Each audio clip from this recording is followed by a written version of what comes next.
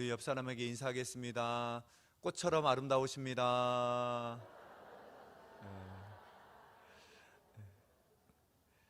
우리 산돌교회 성도님 한 분 한 분이 꽃처럼 아름다운 귀한 삶 사시길 간절히 축복합니다. 오늘 인사는 그 어떤 때보다 더 크고 또 밝음으로 서로 교제하는 것 같았습니다. 우리 성도님들 꽃 좋아하시지요? 꽃 좋아하십니까? 우리 말씀 전하기 전에 가을에 어울리는 꽃 사진 한 장 보고 시작하도록 하겠습니다. 꽃 사진 한번 보여주십시오. 들꽃입니다. 꽃만 봐도 웃음이 나오시지요? 아직 마음이 소녀이신 분들이십니다. 네. 제가 아시는 분 중에 꽃 사진을 좋아하셔가지고 이렇게 SNS나 이렇게 카톡으로 이렇게 한 번씩 꽃 사진을 보내주십니다. 그래서 가끔씩 보내주시는데 이 사진을 볼 때마다 어쩜 이렇게 아름다울까 이런 생각을 해요. 그런데 방금 봤던 꽃 사진은 그냥 우리가 흔히 그냥 논밭 다니면서 길가에 피는 꽃처럼 보입니다. 언젠가 그분께서 사진을 보내주셨는데 그 뒷산에 올라가면서 운동 삼아 올라가면서 찍은 사진이라고 한 장 올려주셨습니다. 근데 이 사진을 올리셨는데 그분이 동네 뒷산에 올라가시다가 숲을 사이에서 피어난 그 꽃이 눈길에 갔나 봐요. 그래서 사진을 찍어서 너무 이쁘다고 했는데 조금 멀어서 잘 안 보였어요, 저는. 그래서 이게 뭐가 예쁘지 하고 다음에 그 사진을 좀 더 확대해서 봐봤습니다. 그래서 숲이 우거진 상태에서 그냥 지난 것을 쉽게 볼 수 있는 들꽃인데 나태주 시인의 그 시가 생각났습니다. 시 내용은 이렇습니다. 자세히 보아야 예쁘다, 오래 보아야 사랑스럽다, 너도 그렇다. 이게 생각났어요. 그래서 들에 핀 꽃 그냥 지나치면 그냥 들풀인가 보다, 들꽃 중에 하나인가 보다, 그냥 잡초 가운데서 하나 꽃 피었나 보다 이렇게 생각하겠지만 자세히 보니까 참 예쁘다라는 거예요. 그래서 저기에도 꽃이 있었네 하고 새로 발견했더니 사랑스럽다라는 거예요. 그 시인의 마음으로 제가 아시는 분께서 동네 뒷산 오르면서 잡초 사이에 피어있는 꽃이 사랑스러운 마음으로 사진을 찍으셨어요. 그 꽃이 얼마나 사랑스러운지 한 번 더 확대해서 봐볼까요? 우리 이렇답니다. 꽃이 이렇습니다. 예쁘지 않습니까? 그냥 들꽃인 줄 알았는데 자세히 보니까 저렇게 예뻐요. 어쩜 저렇게 이 그라데이션이 쫙 가가지고요, 아름다운가 모르겠어요.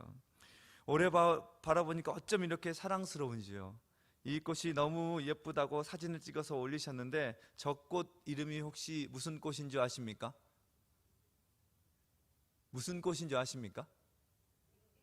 민들레꽃 같아요. 땡입니다. 예? 무슨 꽃이요? 개망꽃이요? 개망초꽃. 쉽게 아닙니다. 저 잘 모르시겠죠? 저는 알까요, 모를까요? 저도 몰랐는데 설교 준비하면서 이 꽃이 무엇인가 이렇게 알아봤더니 이 꽃이 장미꽃이나 뭐 우리가 잘 아는 백합꽃이나 또 아니면 수국이면 저거 장미야, 수국이야, 백합이야 이렇게 할 텐데 저 꽃이 무엇일까 하고 너무 예뻐서 이렇게 찾아봤더니 저 꽃 이름이 쇠서나물꽃이랍니다. 처음 들어보셨죠? 쇠서나물꽃. 쇠서나물꽃인데 이게 왜 쇠서나물꽃인가 했더니 소 혓바닥이, 소가 쇠잖아요. 그리고 서가 설인데 나물꽃인데 이걸 발음하기가 어려우니까 그냥 쇠서나물꽃이다라고 이름했다라는 거예요. 쇠서나물꽃이라고 하는데 이 예쁘게 생긴 꽃이 왜 소 혓바닥 나물꽃일까 이렇게 잘 이해가 안 돼서 제가 또 설교를 준비하면서 막 찾아봤더니 이 꽃이 피어나는 식물의 원래 이 잎사귀가 이렇게 생겼답니다. 한 장 더 넘겨주십시오. 이렇게 생겼답니다. 이렇게 약간 혓바닥처럼 생겼죠. 혓바닥처럼 생겼는데 왜 소 혓바닥 나물꽃이라고 하냐면 이 잎사귀에 소가 핥으면 어떤 느낌이십니까? 막 부드러우십니까? 예, 깔깔하잖아요. 전라도 사투리로 깔깔하잖아요. 예, 예, 까칠까칠해서 소 혓바닥이 이렇게 핥으면 조금 기분이 좋지 않습니다. 그런데 저기 그 잎사귀에도 소 혓바닥에 까칠까칠하게 이 잔가시가 나 있는 것처럼 이렇게 까칠까칠하다고 해서 쇠설나물이라고 이름을 붙였는데, 거기에서 꽃이 피니까 무슨 꽃이 되겠습니까? 쇠설나물꽃, 이렇게 쇠서나물꽃이라고 이렇게 이름을 지었답니다. 듣도 보도 못한 꽃인데 참 예쁘지 않습니까? 예, 우리가 그냥 지나가면 들꽃에 지나지 않는 꽃이고 그냥 잊어버리고, 그냥 뭐야 저기에도 꽃이 있네, 그냥 잊어버릴 만한 꽃인데 참 예쁘고 자세히 보니까 정말 아름답고 우리의 시선이 멈춰집니다. 그런데 사실 여러분, 그동안 수없이 들판이나 산 같은데 저것을 아마 보셨을 것입니다. 우리나라 전 지역에 한 6월에서 9월까지 꽃이 핀답니다. 그런데 우리는 그냥 모르고 지나쳤을 것입니다. 이제껏 몰랐지만 이제 아셨으니까 여름에나 또 초겨울, 초가을 같은데 지나가다 보면 저 꽃 보면 혹시 목사님이 저번 때 설교했던 쇠설나물꽃 아니야? 라고 유심히 보지 않겠습니까? 네. 들판이나 산에 가서 저 꽃 보면 이게 쇠설나물꽃이었구나 하고 사랑스럽게 관심을 가지고 예쁘게 한번 더 볼 것 같습니다. 신약시대에 사도 바울은 이 쇠서나물꽃 같은 존재였습니다. 정식 사도가 아니었고 잘 알아주지도 않는 이 잡초같이 여겨지던 자였습니다. 그러나 하나님께서 맡겨주신 그 자리에서 아름다운 꽃을 피우며 그 삶을 열심히 살아갑니다. 그 맡은 자리에서 하나님께서 베푸신, 하나님께서 맡겨주신 자리에서 아름다운 꽃을 피운 삶으로 살아갑니다. 사도 바울이 복음을 전할 때 어찌 쉬운 일만 있었겠습니까? 어찌 그곳이 다 꽃밭이었겠습니까? 그렇지, 사도 바울이 복음을 전할 때 많은 어려움이 교회 가운데 있었고 믿음의 공동체 가운데 있었습니다. 그 중에 가장 큰 문제 중 하나가 뭐였냐면, 사람들이 예수 그리스도를 믿는다고 고백하는 사람들끼리 모였는데 그 모인 사람들끼리도 자기 입장에서 다른 사람을 이해하지 못하는 일들이 교회 공동체 안에서 일어났다는 것입니다. 쉽게 얘기해서 초대교회 당시에 그리스도인들 공동체에서 어떤 사람들은 유대인 그리스도인들인데 예수님을 믿게 돼서 유대 그리스도인이 되었고, 이스라엘이 나라가 아닌 다른 나라에서, 그러니까 헬라 유럽 땅에서 예수님의 복음을 접하게 되고 예수 그리스도를 믿게 돼서 헬라인 그리스도인들이 있었습니다. 이 유대 그리스도인들과 헬라 그리스도인들이 공동체 안에서 서로 어울려지면서 지내면서 유대 그리스도인들이 자기들의 신앙생활하는 모습을 헬라 그리스도인들에게 자꾸 그대로 요구하는 일들이 벌어졌습니다. 쉽게 얘기해서 유대 그리스도인들이 이런 일을 하는 거예요. 너 할례를 받지 않았어? 할례를 안 받으면 너는 하나님의 백성이 아니야 라고 이렇게 이야기를 하는 것입니다. 성경에 보면 너 성경 잘 모르지? 너 이 구약 성경 잘 모르지? 모세 오경 잘 모르지? 이 모세로부터 전해오는 이 율법서에 보면은 이 율법서는 하나님과의 귀한 약속이 담겨 있는데 그것이 없이는 하나님의 백성인 증거가 될 수 없는 거야. 그러니까 하나님의 백성인 증거가 없게 되는 거야 하고, 이방인 그리스도인들에게 이런 다름의 이유로 할례를 받고 할례를 받지 않는다는 이 다름의 이유로 너네 꼭 할례를 받아야만 하나님의 백성이 될 수 있어라고 이런 요구들을 했다는 것입니다. 유대인들의 방식으로 예수를 믿도록 바라는 요구들이 교회 안에서 계속해서 이루어졌다는 것입니다. 이런 방식으로 믿어야 되고 저런 방식으로 믿어야 돼, 그거는 틀린 거야 하고 그들만의 유대 그리스도인들이 헬라파 그리스도인들을 막 계속해서 강요하는 일들이 벌어졌다는 것입니다. 내세우는 자기들이, 근데 사실은 이것은 유대 그리스도인들 자신들의 입장에서 내세우는 독선이었습니다. 사도 바울에게 있어서 할례 받은 것, 할례 받지 않는 것은 문제가 되지 않았습니다. 그런 표현을 사도 바울은 이렇게 표현합니다. 고린도전서 7장 18절 말씀 우리 함께 읽도록 하겠습니다. 시작. 할례자로서 부르심을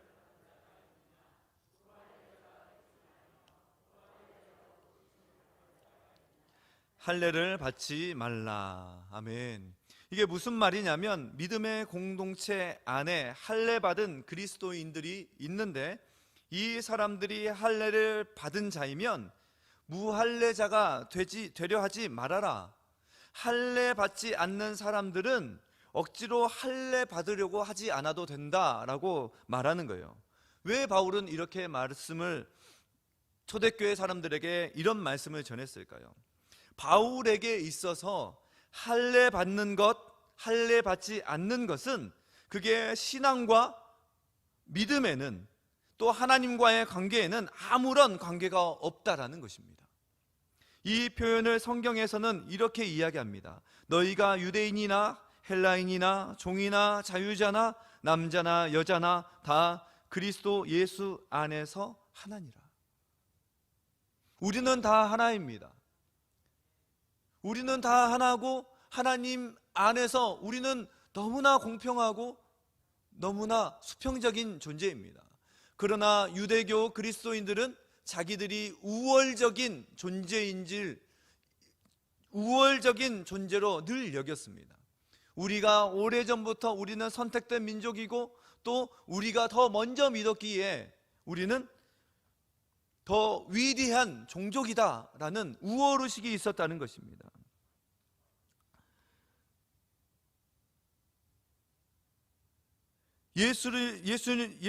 예수님을 믿는 사람들끼리 모여서 하나님께 영광을 돌리려면 또 결혼을 해야 되느냐 아니면 하지 않는 게 더 좋느냐, 이런 걸 가지고 교회 안에서 계속해서 문제가 생겨난 것입니다.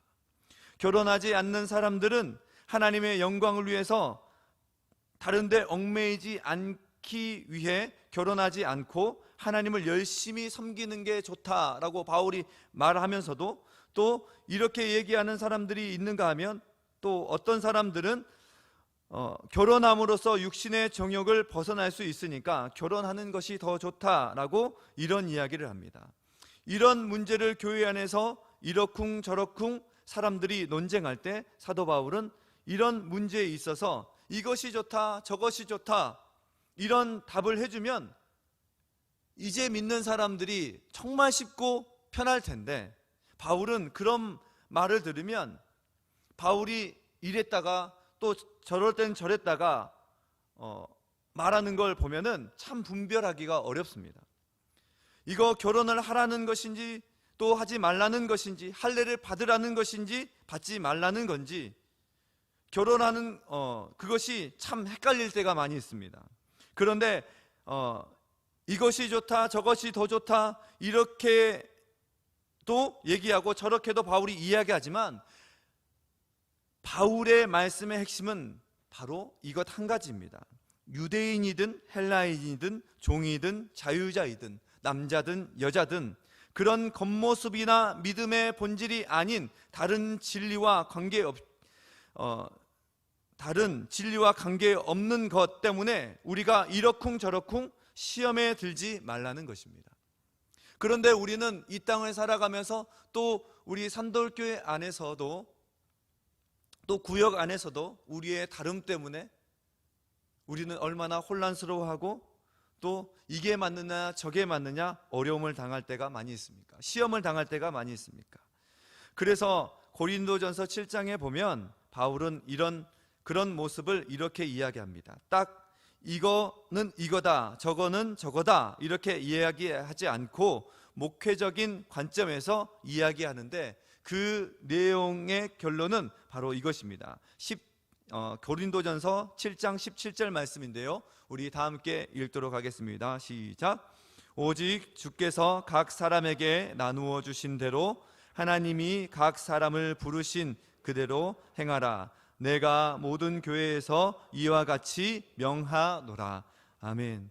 이게 무슨 말이냐면요, 하나님이 그 사람을 이렇게 부르셨으면 그것을 가지고 하나님 앞에서 영광을 돌리며 살면 된다는 것입니다.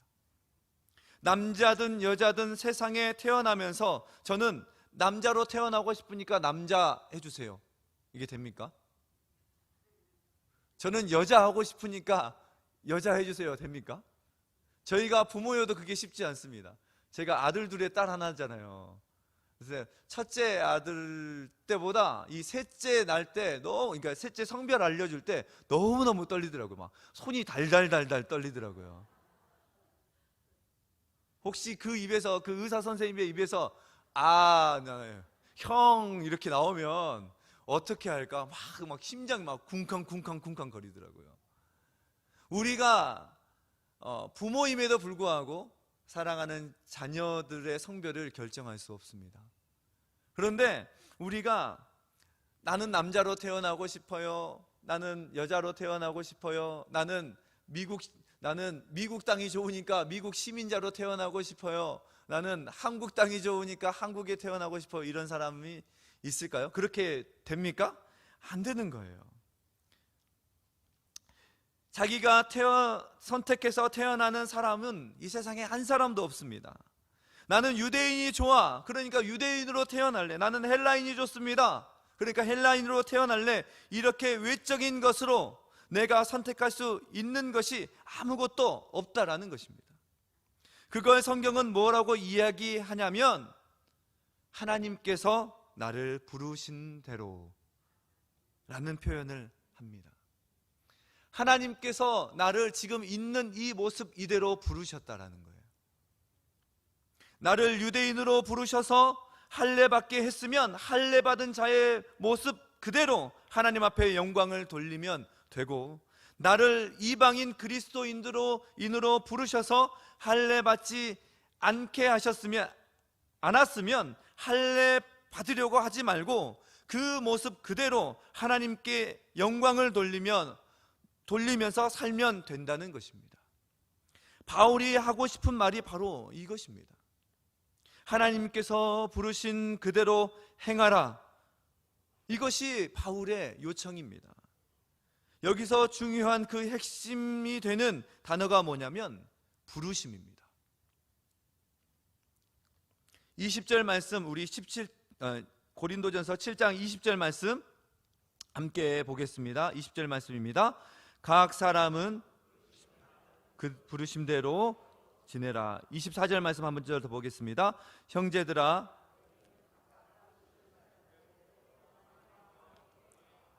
아멘. 바로 이것입니다. 나를 부르시고 나를 택하시고 나를 이 모습 이대로 만들어 주신 분이 하나님이시라는 것을 우리가 믿음으로 고백한다면 자기에게 주어진 환경이나 조건, 이것을 가지고 다른 사람들과 비교하고 또 비교하면서 이것이 좋으니 저것이 나쁘니 원망하고 불평하고 교만해지며 이렇게 할 것이 아니라 나를 부르신 그 부르심 그대로 그 자리에서 하나님의 영광을 위해서 삶을 살아야 한다는 것입니다. 나를 부르시고 택하신 이가 주님이십니다. 나를 이 땅에 보내신 분은 옆에 있는 존재가 아닙니다. 옆에 있는 사람들이 우리를 부르고 세워준 게 아닙니다. 바로 우리 주님께서 나를 택하여 주시고 나를 보내셨습니다. 그 주님께서 나를 택하여 세우셨다고 고백한다면 오늘 내가 살아가고 있는 이 삶의 자리가 바로 하나님께서 나를 꽃피게 하실 것이라는 그 믿음을 가지고 우리는 나아가야 할 줄 믿습니다.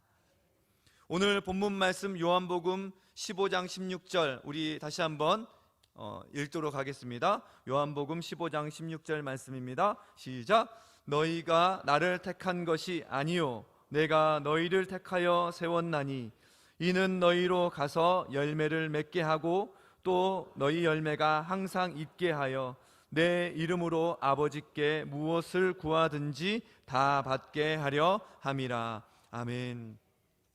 너희가 나를 택한 것이 아니라 내가 누굽니까?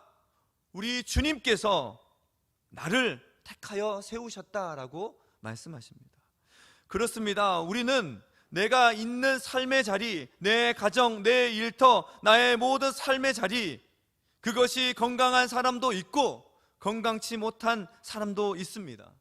어떤 사람은 물질적으로 부유하고 풍족한 사람이 있고 부유하지 못한 사람도 있습니다. 많이 가진 사람도 있고 많이 갖지 못한 사람도 있습니다. 그렇지만 하나님께서는 나를 부르시고 택하셨습니다. 오늘 나로 하여금 이 삶의 자리를 허락하셨다면, 나의 이 삶의 자리를 허락하셨다면 그 자리가 바로 하나님께서 나를 통해서 그토록 원하시는 자리이고 나만의 꽃을 아름답게 피워내야 할 자리라는 것입니다.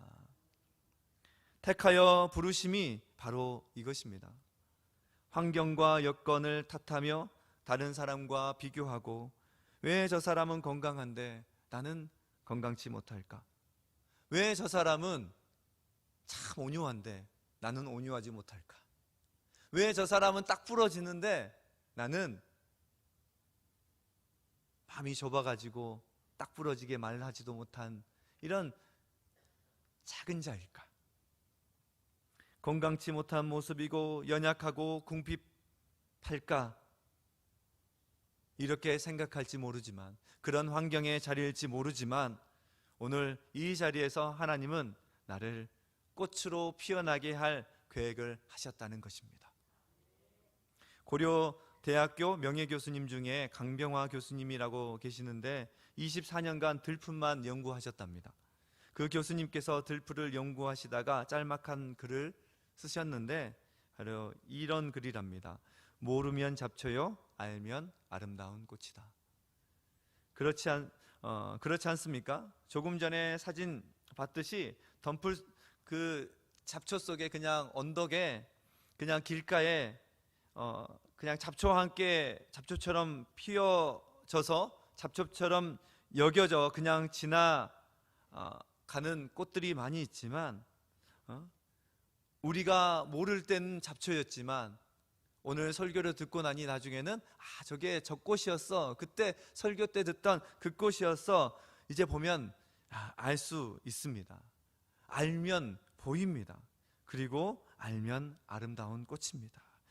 길 가다가 들에서 만난, 그리고 산에서 만난 이 꽃 한 송이도 아름답고 사랑스러운데 오늘 우리 산돌교회의 꽃으로 부르신 우리 성도님 한 사람 한 사람은 하나님께서 얼마나 아름답게 보시는 귀한 꽃이냐고 우리는 생각해야 합니다. 길 가다가 만난 꽃도 이렇게 사랑스러운데 얼마나 옆에 있는 지체가 사랑스러운 하나님의 사랑인가 우리는 생각하고 그런 믿음과 또한 눈으로 바라볼 수 있어야 한다는 것입니다.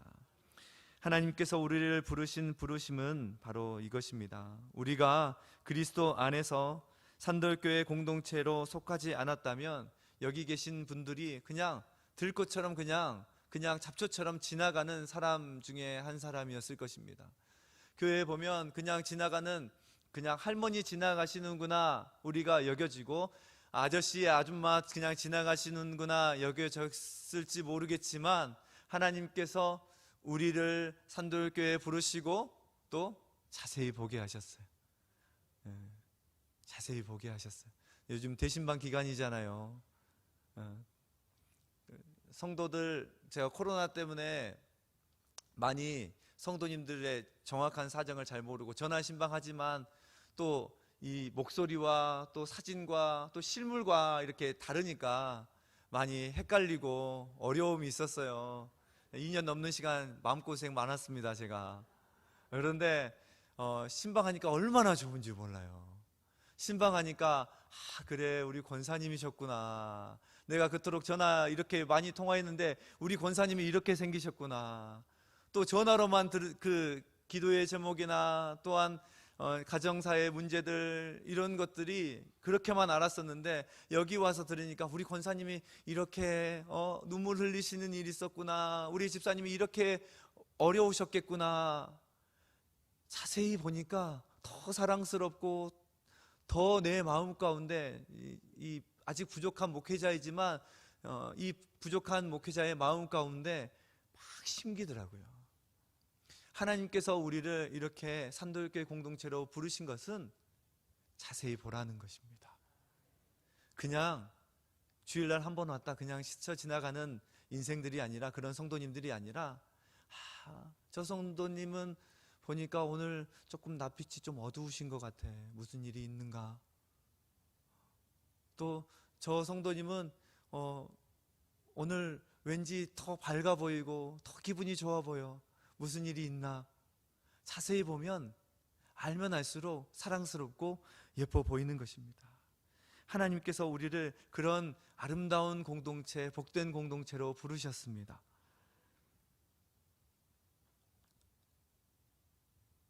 보면 볼수록 사랑스러운 존재로 우리를 부르셨습니다. 그리스도 예수 안에서 나도 아름다운 꽃이 되는 것입니다. 하나님께서 나를 택하여 부르신 그 부르심의 자리가 아무리 잡초가 무성할지라도 내 눈에 볼 때에는 지금 이 자리가, 우리의 가정이, 또 우리의 직장 생활이, 또 우리의 구역이, 또 우리 산돌교회가 너무 잡초가 많은 것 같아, 너무 험난한 사람들이 많은 것 같아 보일지 모르겠지만, 하나님께서는 오늘 우리 한 사람 한 사람을 통해서 이곳을 아름답게 하시고 꽃피게 하실 계획을 품고 계신다라는 것입니다. 하나님의 은혜로 각자의 삶의 자리에서 아름다운 꽃을 피우는 축복이 우리 산돌교회 성도님들의 삶 가운데 있길 간절히 축원합니다. 그런데 이런 마음 품으신 분 계실지 모르겠어요. 목사님, 제 환경을 알고 말씀하시는 거예요. 제 상황을 알면 그런 말 못하실 거예요. 저는 아무런 힘이 없어요. 저는 아무런 건강이 없어요. 저는 아무런 이 물질도 너무 부족해요. 그런데 사랑하는 성도 여러분, 하나님은 우리의 이 기가 막힌 환경보다 더한 사람들의 삶 또한 꽃피우는 하나님이신 줄 믿으시기 바랍니다. 우리가 너무나 잘 알고 있는 기드온, 그 사람은 어떤 사람이었습니까? 이웃나라 미디안이 추수할 때가 되면 와가지고 모든 걸 약탈해 갑니다. 그래서 기드온은 정의롭게 앞에 서서 싸우지도 못하고 저기 포도주 틀, 이런 지금 우리로 말하면 풀장 같은 데 있지 않습니까? 풀장 같은 데 잘 안 보이는데 거기에 들어가가지고 조용하게 타작을 하는 거예요. 하루 추수할 그 시기에도 이 조금 입에 풀칠한 것만으로도 너무나 부족한 삶을 사는 것이 바로 기드온이에요. 앞에 나가서 싸울 만한 힘도 없고 누구를 이끌 리더십도 없던 사람이 바로 기드온입니다. 그런데 그 기드온에게 하나님은 어떻게 하셨습니까? 하나님께서 말씀하십니다. 어떻게 해요? 큰 용사여, 내가 너를 이스라엘의 지도자로 쓰겠다라고 말씀하십니다. 기드온이 사사로서의 자격을 갖춘 것이 아닙니다. 모든 사람들이 인정할 만한 그런 위치에 있어서 하나님께서 그를 불러 세우신 것이 아니라 아무도 보이지 않는 포도주 틀에서 숨어있던 기드온을 하나님께서는 찾아오셔서 그를 부르시고 택하셔서 하나님의 일꾼 삼아 주셨습니다. 그곳에서 기드온은 믿음으로 하나님께서 맡기신 아름다운 꽃을 피워냅니다. 기드온이 어떤 믿음의 꽃을 피워냅니까? 단 300명. 300명이 수십만의 미디안 군대를 어떻게 감당합니까? 그런데 믿음으로 300명으로 나아가서 그 미디안 군대를 물리치는 아름다운 믿음의 꽃을 피워내지 않습니까? 우리는 기드온보다 훨씬 더 낫지 않습니까? 우리는 기드온보다 훨씬 더 능력이 있지 않습니까? 우리 산돌교회는 기드온, 지금 그 사사시대의 기드온의 상황보다 훨씬 더 나은 상황 가운데 있지 않습니까? 그런데 왜 우리는 믿음으로 나아가지 못하고 내 맡은 자리, 내 있는 자리에서 원망하고 불평하며 꽃이 피어질 수 없는 상황이다라고 낭망하십니까? 오늘 하나님께서 오늘 여러분들의 삶의 자리에서 여러분들의 꽃을 기대하십니다. 사랑하는 우리 누구누구 장로님은 이런 꽃을 피울 거야. 사랑하는 우리 권사님은 이런 꽃을 피울 거야. 우리 집사님은 이런 꽃을 피울 거야. 우리 교회 학교 아이들은 이런 꽃을 나는 기대해 라고 기대하십니다. 그 하나님의 기대하심과 그 부르심 가운데 아름답게 꽃 피울 수 있는 우리 산돌교회 성도님들 되셔서 여러분들의 가정과 일터와 우리가 섬기는 교회의 모든 자리에서 하나님께서 기대하시는 아름다운 꽃이 피어날 수 있기를 간절히 축원합니다.